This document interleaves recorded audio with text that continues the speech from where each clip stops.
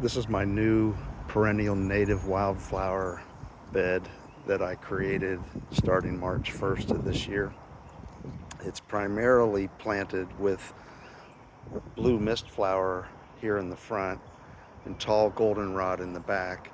And I do have this pipe laying here because we've been getting decent rain, and I try to let my rain harvest barrel overflow into the bed itself rather than just onto the ground next to the building over there.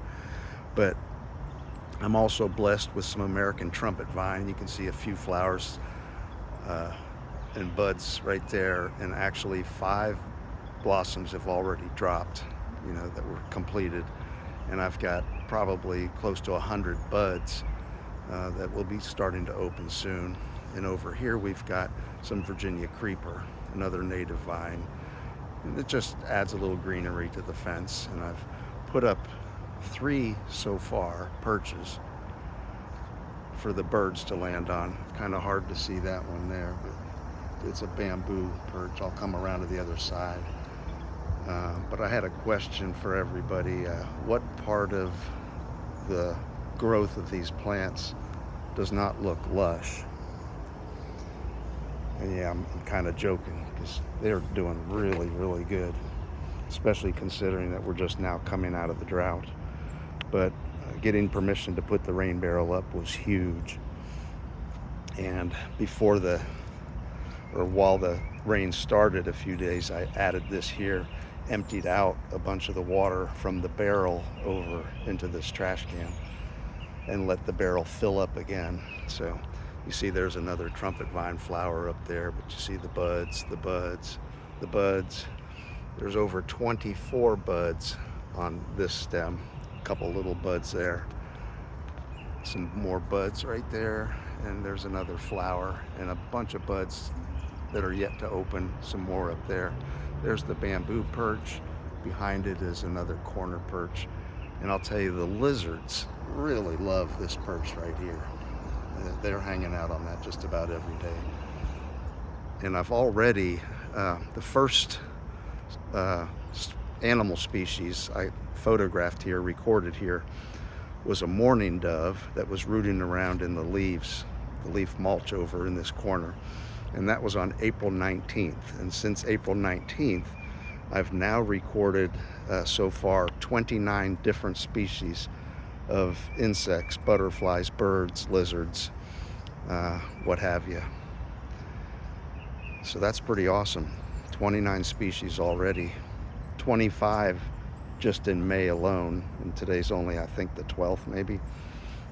And what's also impressive about that is blue mistflower is a fall blooming flower, but it's not uncommon at all for some of them to bloom early in the year and in the spring. And so out of this whole bed, that is the only flower that I have blooming so far. And man, that does not look purple on my cheap phone here, but it is. Now, even though that's the only one blooming, I've got close to 30 flower head bud development. So there will be quite a few more flowers coming in soon. Like I said, that's one flower head over there. I'll probably have at least 30. But then as soon as those finish blooming before they go to seed completely, I'll cut those off, and all of these will be blooming like gangbusters in October. And I would be very surprised if all of the leaf mulch isn't completely hidden by the vegetation of the blue mist flowers. Another cool thing too is I've had a number of painted spurge seedlings sprout and come up, and that is another native wildflower that I have fell in love with. It is not paint leaf, but it is in the same genus, closely related. They're both related to our Christmas poinsettias that we buy. But on that paint leaf, last year was the first time or 2 years ago, I'm sorry, was the first time I'd ever seen or heard of that species. I wasn't even aware of it till it started popping up in the pollinator habitat that's behind the fence over there. And I recorded 54 different species of insects on the flowers of that plant. So I'm excited to have a bunch of these popping up. And even though these are kind of towering over the blue mist flower below, I'm not worried about that because they won't shade them out completely. And once the paint leaf is done blooming, I'll cut those back. And there's also a few Biden's alba that have sprouted since I created this bed. Not planted, but sprouted on their own. And for an example, there's one right there. So there's the paint leaf, the blue mist flower, and the Biden's alba. And the Biden's alba I will continue to cut back as it's growing because I want it to get thick and bushy and stay low. There's another one right there, and there's a few more in here. But that'll produce flowers all summer long. And another thing I really love about the tall goldenrod, that's the common name of this particular goldenrod species. But as you can see, I've cut back almost all of them. And I've come up with 7 different reasons to cut back plants like that. And there's one right there that I did not have to cut back. But most of these were showing a little bit of sign of wilting when I first transplanted them. So I'd cut them back, and they've exploded with new shoots.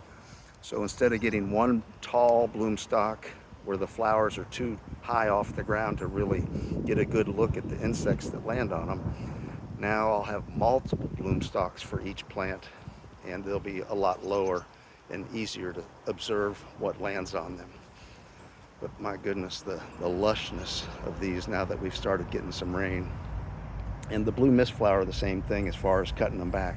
These have all been cut back already. So these were all single stem plants, every one of these.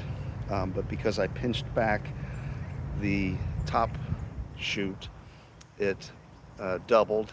And then some of these I've pinched back a couple times.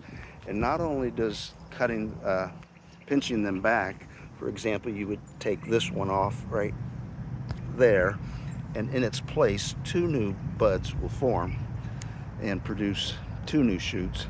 But also, because you're pinching it back and cutting it back, it stimulates the plants to also put up new shoots at the base. So for every one you cut back, you get 2 in its place, but the process of cutting them back stimulates additional shoots to come up from the base of the plant. So total win on that. So like I said, I will be very surprised if there's any leaf mulch visible come October. This will probably be solid vegetation covered with solid purple flowers, and I'm really anxious to see how many monarchs I'm able to draw out of the sky here in North Florida.